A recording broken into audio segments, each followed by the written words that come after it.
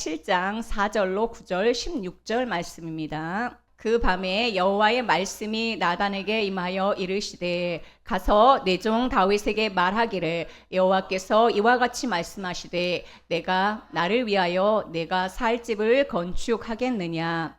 내가 이스라엘 자손을 애굽에서 인도하여 내던 날부터 오늘까지 집에 살지 아니하고 장막과 성막 안에서 다녔나니 이스라엘 자손과 더불어 다니는 모든 곳에서 내가 내 백성 이스라엘을 먹이라고 명령한 이스라엘 어느 지파들 가운데 하나에게 내가 말하기를 너희가 어찌하여 나를 위하여 백향목집을 건축하지 아니하였느냐고 말하였느냐. 그러므로 이제 내 종 다윗에게 이와 같이 말하라. 만군의 여호와께서 이와 같이 말씀하시기를 내가 너를 목장 곧 양을 따르는 데에서 데려다가 내 백성 이스라엘의 주권자로 삼고 내가 가는 모든 곳에서 내가 너와 함께 있어 내 모든 원수를 내 앞에서 멸하였은즉 땅에서 위대한 자들의 이름같이 내 이름을 위대하게 만들어 주리라. 16절입니다. 내 집과 내 나라가 내 앞에서 영원히 보존되고 내 왕위가 영원히 견고하리라 하셨다 하라. 아멘. 생명의 말씀입니다. 할렐루야. 오늘은 추수감사주일입니다. 오늘 그래서 감사에 관한 내용으로 여러분들과 함께 말씀의 은혜를 나누고자 합니다. 네, 오늘 말씀의 제목 함께 따라해 보겠습니다. 다 받았으니 감사하라.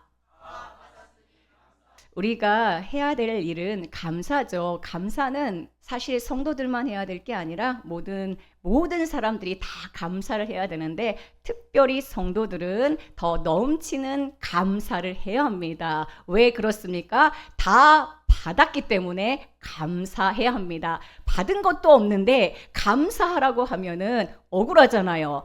그렇죠. 이건 율법이 되잖아요. 그런데 하나님이 우리에게 주신 것이 무엇이며 우리가 무엇을 받았는지 확실히 안다면 우리 안에서 감사는 내 안에서 감사하지 말라고 해도 감사는 솟아나게 되는 줄로 믿습니다. 우리는 무엇을 받았을까요? 골로새서 2장 6절 말씀에 보면은 그러므로 너희가 그리스도 예수를 주로 받았으니 할렐루야. 우리가 무엇을 받았습니까? 그리스도 예수를 받았습니다. 그리스도 예수는 나의 하나님이시며 나의 주님이십니다. 여러분 모두 예수 그리스도를 나의 주로 나의 하나님으로 받으셨습니다. 그리스도가 내 안에, 내가 그리스도 안에, 우리는 예수 그리스도가 내 안에 계시는 놀라운 은혜를 받았습니다. 그 안에서 여러분 신앙생활 해야 됩니다. 내가 그리스도 안에, 그리스도가 내 안에, 그 안에 그리스도 안에 뿌리를 박아야 됩니다. 그리스도 안에서 세움을 받아야 됩니다. 그리스도의 말씀으로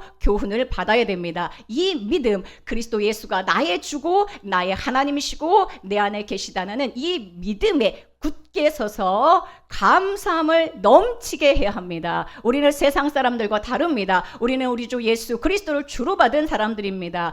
그러므로 세상 사람들이 하는 감사 정도로 해서는 안 됩니다. 감사를 넘치게 해야 됩니다. 할렐루야. 특별히 넘치는 성도들은 감사를 넘치게 해야 됩니다. 그 이름값을 해야 됩니다. 범사에 감사하라고 했어요. 항상 감사라고 했습니다. 우리가 감사해야 할 이유는 예수 그리스도를 주로 받았기 때문에 그렇습니다. 요한복음 1장 16절에 보면은 여러분들이 또 받은 것이 무엇입니까? 자, 요한복음 1장 16절에 보면은 우리가 다 받았다고 했어요. 다 그의 충만한 데서 받으니 은혜 위에 은혜로라. 예수 그리스도를 주로 받았는데 그분 안에 있는 모든 것을 다 받았습니다. 충만히 받았습니다. 그래서 오늘도 그 은혜는 쌓여가고 은혜 위에 은혜가 날마다 쌓여가는 인생이 되었습니다. 우리는 정말로 예수 그리스도를 주로 받았는데 주 안에 있는 모든 것을 다 받았어요. 모든 충만한 예수 그리스도 안에 있는 지혜와 빛과 생명과 그 안에 있는 풍성한 은혜를 다 받았습니다. 그런데 은혜는 한 번 받은 걸로 끝나는 게 아니라 그 은혜는 날마다 쌓여가고 있다라고 말씀하고 있습니다. 다 받았고 계속해서 그 은혜는 쌓여가고 있으니 어찌 우리가 감사하지 않을 수 있겠습니까? 그러므로 성도는 감사를 넘치게 해야 하는 것입니다. 왜 그렇습니까? 다 받았기 때문에 그렇죠. 우리가 감사하면은 떠오르는 사람이 있습니다. 제가 성경에서 감사라는 단어를 검색해 봤더니 시편에만 무려 76번이 쓰여져 있습니다. 다른 창세기, 출애굽기 이런 데는 두세 번밖에 안 나와요. 감사라는 단어가. 그런데 유독 시편에만 70번이 넘는 감사가 나오고 있습니다. 여러분, 시편은 절반이 다윗이 지은 거죠. 자, 다윗은요, 감사의 사람입니다. 그래서 그는 시편에서 늘 하나님께 감사하라, 하나님의 은혜를 감사하는 자로 기도하고 찬양하고 있습니다. 그러면 다윗이 왜 이렇게 넘치는 감사를 할까요? 그 이유는 오늘 말씀의 제목처럼 다 받았기 때문에 그래요. 다 받았기 때문에. 그 다 받은 내용이 무엇인지 우리는 사무엘 상하를 통하여 알게 되어집니다. 오늘 특별히 사무엘하 7장의 말씀을 가지고 오늘 추수감사주일에 감사의 말씀을 전하게 되어서 얼마나 놀라운지 모릅니다. 왜냐하면 사무엘하 7장이 성경에서 가장 넘치는 주님의 은혜가 기록된 장이고, 그 은혜를 다윗이 깨닫고 하나님께 찬양과 감사를 올려드리는 장이 바로 사무엘하 7장이기 때문에 그렇습니다. 놀라운 말씀, 은혜의 말씀, 감사로 충만한 말씀이 사무엘하 7장에 기록되어 있습니다. 다윗이 하나님께 받은 은혜가 무엇인지 우리는 먼저 사무엘하 7장을 통하여 알고, 그 이후에 다윗은 하나님이 주신 그 은혜를 찬양하며 감사하면서 18절 이후에는, 후반부에는 다윗이 하나님께 올려드리는 감사의 기도가 나옵니다. 오늘은 하나님이 우리에게 어떤 은혜와 어떤 감사의 내용들을 주셨는가, 그 내용을 함께 보기를 원합니다. 자, 사무엘하 7장에서 우리는 하나님께 받은 이 모든 것, 다 받은 것들을 하나하나 경험하게 됩니다. 사무엘하 7장은 어떤 내용입니까? 이제 6장까지 다윗이 여러 가지로 사실은 사울의 왕을 사울의 자신을 죽이려고 하는 여러 가지 위협도 있었고, 광야 생활을 거치면서 드디어는 이스라엘 전체의 왕이 되고, 여부스가 살고 있던 다윗성도 점령하면서 이제 전체 이스라엘의 왕이 돼서 이스라엘을 통치하게 됩니다. 그리고 두로 왕 히람이 백향목을 가지고 와서 다윗을 위하여 다윗이 살 집을 지어줍니다. 그래서 사무엘하 7장에 보니까 다윗이 모든 주위의 원수들을 다 무찌르고 왕이 되어서 자신의 왕궁에서 평안히 살게 하신 그때에 다윗이 가진 마음이 나옵니다. 여러분, 우리는 지난주에 말씀을 통하여 그리스도의 평강이 너희 마음을 주장하게 하라는 말씀을 들었어요. 그리스도의 평강이 우리 마음을 주장하게 되면 다윗이 궁 안에서 평안히 살게 될 때, 우리 주님이 주신 은혜를 찬양하며 내 마음 가운데 그리스도의 평강이 넘치면 갖게 되는 마음과 생각이 무엇인지가 바로 2절에 나옵니다. 다윗은 주님이 주신 평강 안에서 이 모든 평안을 누리면서 갖게 되는 생각이, 나는 이처럼 백향목궁에 사는데 하나님의 귀는 휘장 가운데 있도다라고 하면서, 나는 이처럼 백향목궁에 사는데 하나님의 집을 내가 지어야겠다라는 생각을 갖게 됩니다. 우리가 예수 그리스도의 이 평강과 은혜를 누리게 되면 성도들에게 자연스럽게 일어나는 이 마음 안에 있는 생각이 무엇입니까? 내가 하나님의 집을 위하여, 하나님의 교회를 위하여 봉사하고 헌신하고 싶은 마음이 생긴다라는 거예요. 그래서 자기 지금 백향목 궁에 살고 있거든요. 근데 아직도 하나님의 성전이 지어지지 않았으니까 하나님의 언약궤는 휘장 가운데 있었어요. 그러니까 나는 너무 좋은 백향목 궁에 사는데 하나님의 집을 짓고 싶은 거예요. 이 소원은 나단 선지자에게 말합니다. 그때에 하나님께서 이 다윗의 이 아름다운 소원과 소망을 들으시고 그 다음에 주신 하나님의 대답이 오늘 우리가 함께 읽으신 말씀입니다. 자, 그 이후에 5절에 보세요. 나단 선지자에게 이렇게 말하라고 하면서, 다윗, 네가 나를 위하여 내가 살 집을 건축하겠느냐라고 말씀하십니다. 자, 하나님께서 다윗의 선한 마음을 들으셨어요. 그리고 나서 하나님이 주신 말씀이 뭐예요? 네가 나를 위하여 내가 살 집을, 성전을 건축하겠느냐? 건축하지 말라는 것처럼 들리는데 그 이후에 나오는 말씀에 보면은 하나님이 다윗에게 뭐라고 말씀하십니까? 우리가 감사를 넘치게 해야 될 첫 번째 이유가 여기 나와요.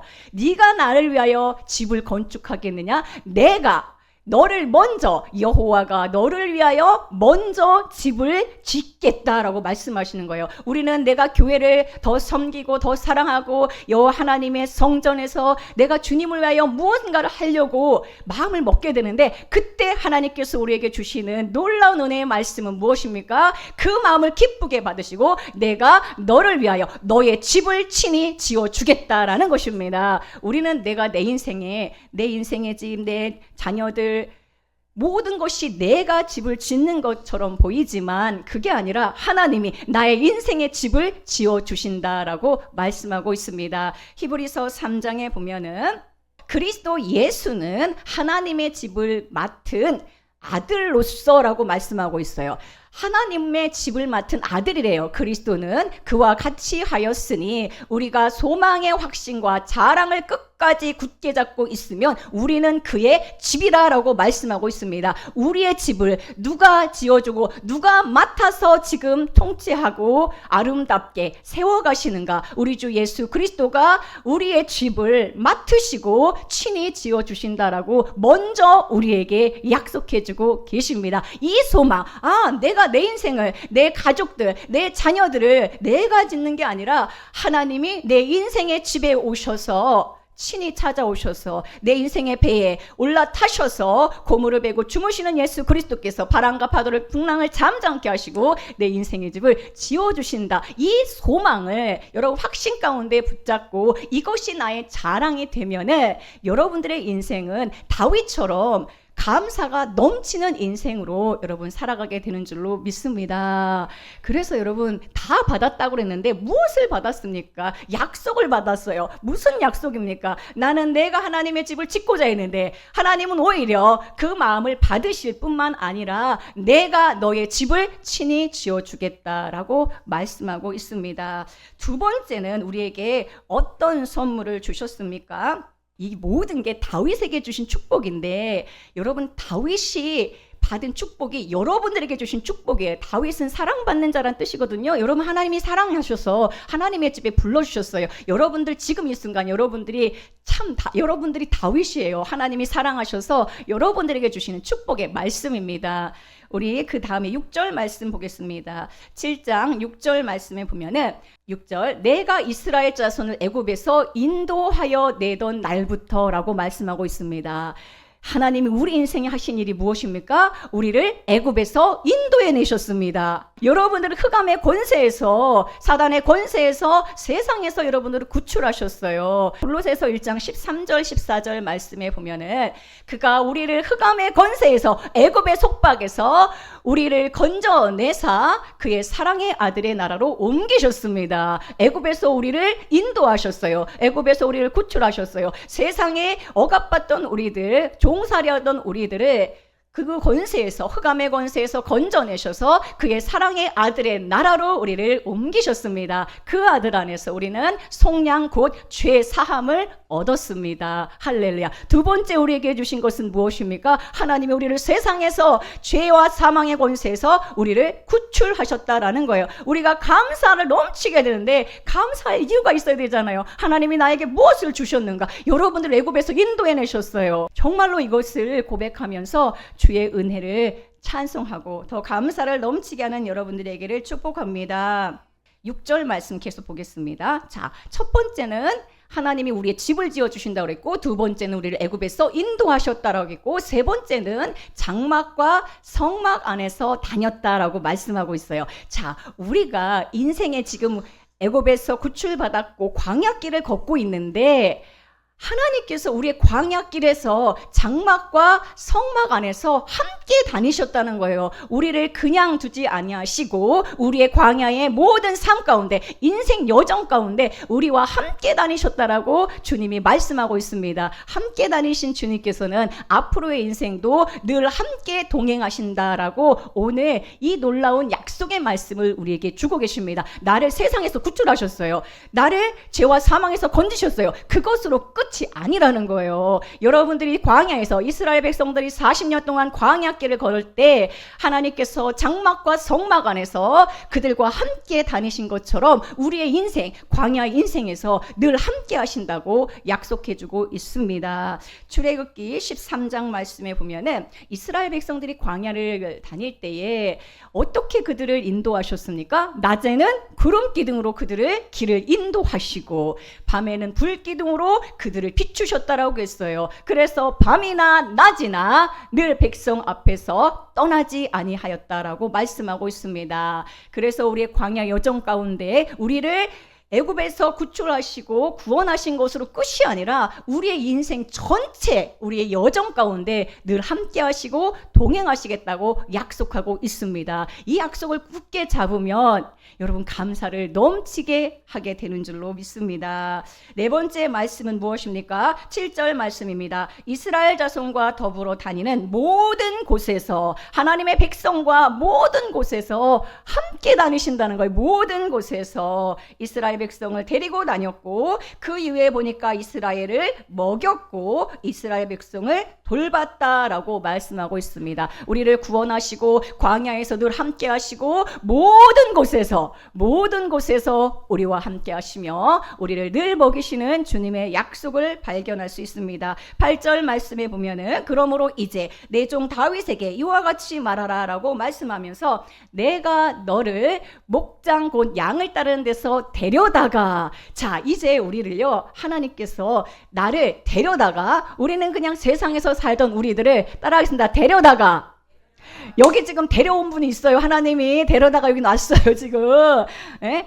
여러분 다윗은 보세요. 다윗은 그냥 베들레헴 목동이었습니다. 이새의 아들로 그냥 베들레헴 양치는 목동이었어요. 양을 따른 데서 그를 하나님께서 데려다가 그에게 기름을 부으시고 마침내는 이스라엘 전체의 왕으로 삼으셨습니다. 이스라엘의 주권자로 삼으셨다라고 말씀하고 있어요. 이것은 다윗 왕 한 사람의 이야기가 결코 아니에요. 우리를 세상에서, 우리를 정말로 그냥 평범한 일상에서 우리들을 데려다가 주님의 집에 데려다가 여러분들을 왕 같은 제사장으로 삼으셨습니다. 베드로전서 2장 9절에 보면 우리의 신분을 정확히 알려주고 있습니다. 너희는 택하신 족속이요, 우리는 택함 받았어요. 우리를 데려오셨어요. 할렐루야. 여러분, 우리가 하나님을 모르는 사람도 감사를 해야 되는데 여러분들을 하나님이 택하셨어요. 데려오셨어요.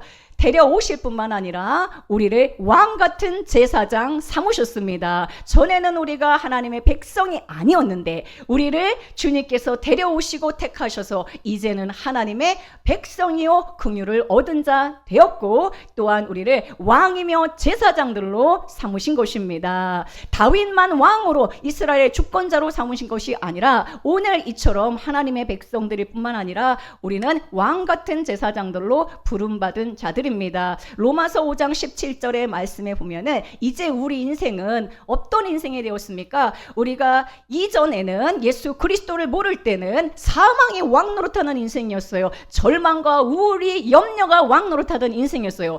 사망이 나를 막 끌고 다녔어요.